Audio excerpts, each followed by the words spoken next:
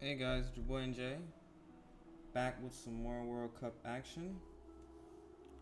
We have Paris Song versus Athena.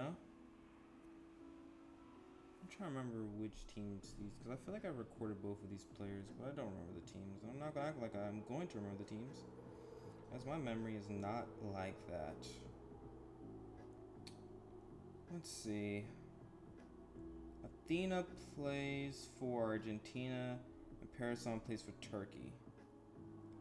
Turkey is not out of the running because they still have a lot more games to play, but they really need to turn things up and turn things around. And Argentina, also not out of the running. They have a losing record, but it's not that bad. It's only 5-6, so they can turn things around still. And yeah, important game for both players. We see Athena using one of the most popular teams so far this World Cup, which is the Mind Gaming build. Brazil's been spamming the crap out of this. And yeah, I mean, at this point, I know every single set. Gambit is standard Gambit. Well, actually, no. Let me not act like I remember every single set because I don't remember if it's 4 attack or if it's SD. We're going to go with SD in my head. And then the D9's Banded. The Valiant is Choice Specs. The Tusk is Rocky Helmet, and the Among Us is Red Card, and the Hydreigon is Sub Nasty Plot, Flash Cannon, Dark Pulse.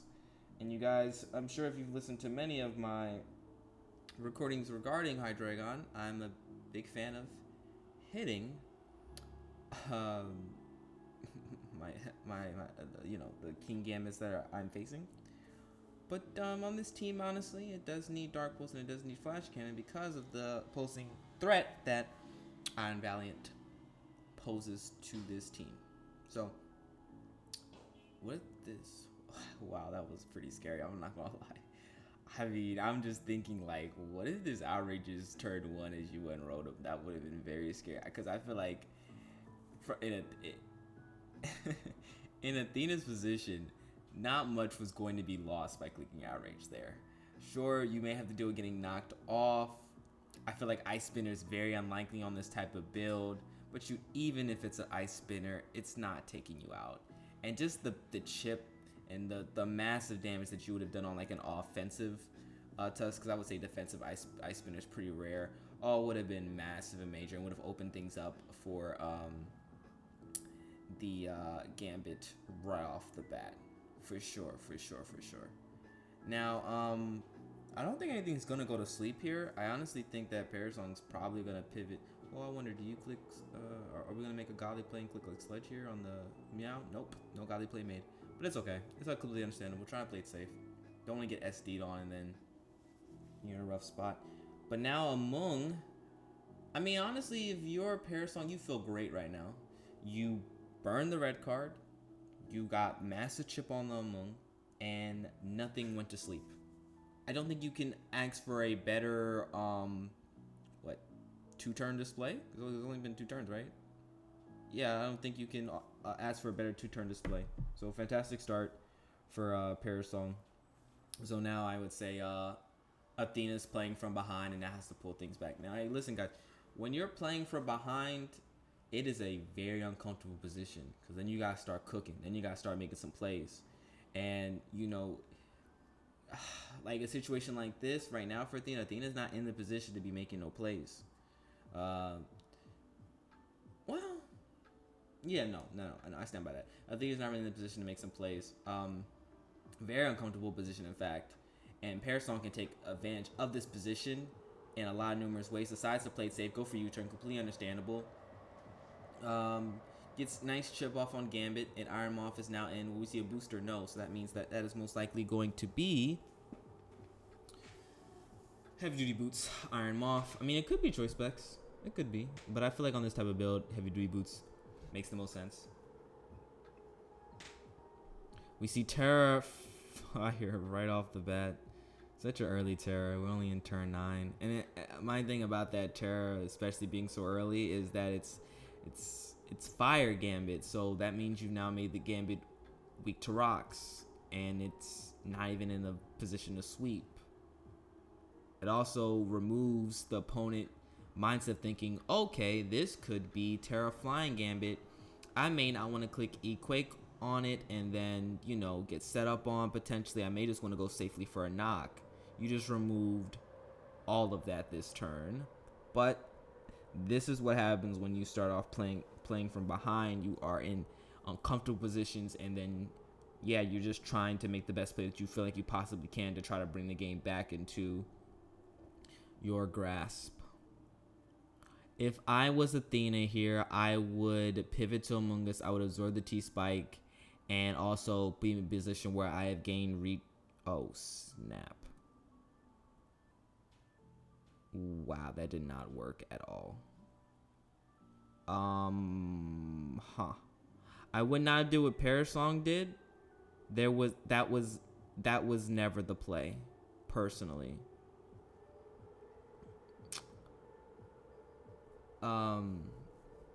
Okay, so let me explain the thought process of why I was saying go Moon. Because I feel like Parasong in that situation, you always go Tusk. Because, I don't know what's going on anymore right now, honestly. What? Okay.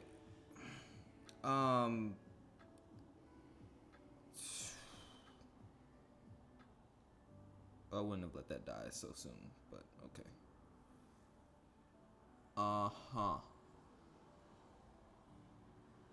Yeah, I would not have let the Amung die. The Amung is still, like, you can still try to bring that back to life, if anything. I would have gone Valiant. Valiant's not that really, that amazing of a mon right now. With the Scissors still alive and everything. Well, let's run these couple turns back, because honestly, like, it's just caught me off guard. Okay, so Terrifier is here. Don't love it. It is what it is. We already went over why. Okay. Now, this turn, I'm saying that you go Among Us, you absorb the T-Spike. Again, this is with the expectation that, of course, this Terra was not going to happen, and Tusk was going to be clicked, because I feel like that's the play you make. And then, you absorb the T-Spike, you're going to be at, what health was it at? It was at, like, 64 health. Yeah, so you absorb the T-Spike, you're at 64 health. Tusk would have been in and wouldn't have killed, so you can either go for Spore or attack, whichever you feel is best. And you switch the momentum back in your position. You don't make getting rocks up so easy for your opponent either as well. That's just the thought process there. And again, you absorb T-Spikes. But no, of course that did not happen, and the opponent decided to go for Terra Fairy, which obviously didn't work out. So there's that. So I mean, also at the same time, like, I just okay. We're gonna move on. I explained my thought process already. Okay, rocks are clicked. Rocks get up. Dre Tusk dies. That is unfortunate, but rocks are up, which means King Gambit's going to take a decent chunk from rocks. Dragonite will take a decent chunk from rocks. I wonder, do you double the Tusk? Okay, goes for Aura Spear. Oh, that's so much damage. Jesus Christ. I was thinking Scissors was going to come in, so, you keep offensive pressure up, but Jesus, that is doing so much damage. Ghost Great Tusk here. You got to U-turn here to keep up offensive pressure, because you need to try to pull this game back. You need rocks up. You had to make sure rocks stayed up. Of course, it was a 50-50 turn, because the Valiant could have very well have clicked Aura Spear again, but I mean, that's Pokemon for you. It is what it is, Clicks Fire Trick here. I'm pretty sure this game is really in the bag for Athena. Athena really has this in the bag. King Gambit comes out. This is gonna click the freest Iron Head of its life. This game is unlosable for Athena now. There's no way that Parasol can win.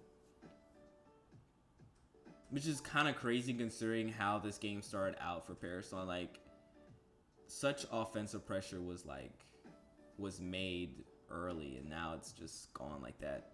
There's no reason Sucker here. It's a very free Iron Head, because E-Speed spam from D9 is going to clean this game up anyway.